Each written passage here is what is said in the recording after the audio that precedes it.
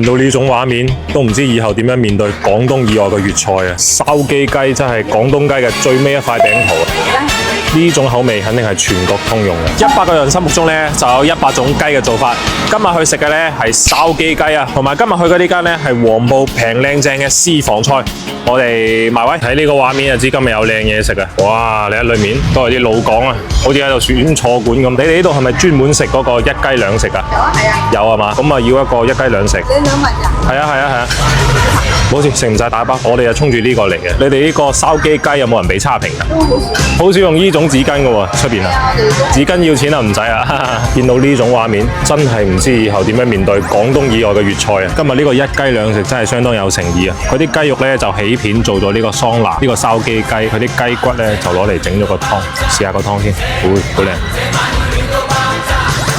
呢個湯嘅第一感受呢，就係好清甜，而且佢冇嗰啲好厚重嗰啲雞嘅油脂，睇到佢裡面嗰啲雞骨啊好多啊！呢個滗起身都夠做一個餸。喺廣東嚟講呢，湯有4個標準，一個係味精水，一個係例湯，一個係滾湯，一個係煲湯。呢個就係煲湯嗰個水平。筲箕雞啊，你睇下呢個超級有食肉啊！佢下邊有嗰啲白貝啊、蟲草、冬菇、雲耳，呢啲雞好似嗰啲雞肉麵咁啊，剃晒骨㗎。起片雞啊，感覺佢啲雞味咧係好濃縮嘅，同埋呢隻雞咧應該係三黃雞，佢啲油脂咧好充足，啲肉質都好緊實，而且佢蒸嗰個熟度咧啱啱好。佢因為用呢種窩腩咧蒸起身，佢個疏水性係特別強嘅。呢個蒸起身咧，佢啲雞係有少少皺沙嗰啲感覺，好似嗰啲雞肉麵咁啊，太正！佢哋呢個一雞兩食咧賣148，但我覺得下邊個粉咧就已經值48啦，索晒啲雞油。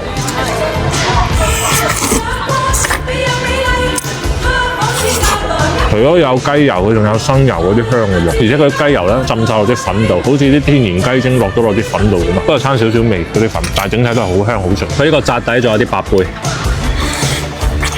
一粒粒冇沙，都有啲鮮味，不過有少少演員嘅成分。老闆見我哋喺度影嘢，仲送咗條魚俾我，試下咩水平咯。老闆咧話佢哋啲魚咧都係自己農場嘅，係喺正果嗰邊自己養嘅，試下水平。哇！個魚好清甜下啊，即係食完之後咧，咪個嘴感覺有少少甜味喺度。我相信嗰啲魚生應該都做得 OK， 同埋嗰啲生油咧，一睇就知係嗰啲鄉下花生油，特別香嗰個味道，花生味好足。燒排骨啊，中式 BBQ 嘅最終形態。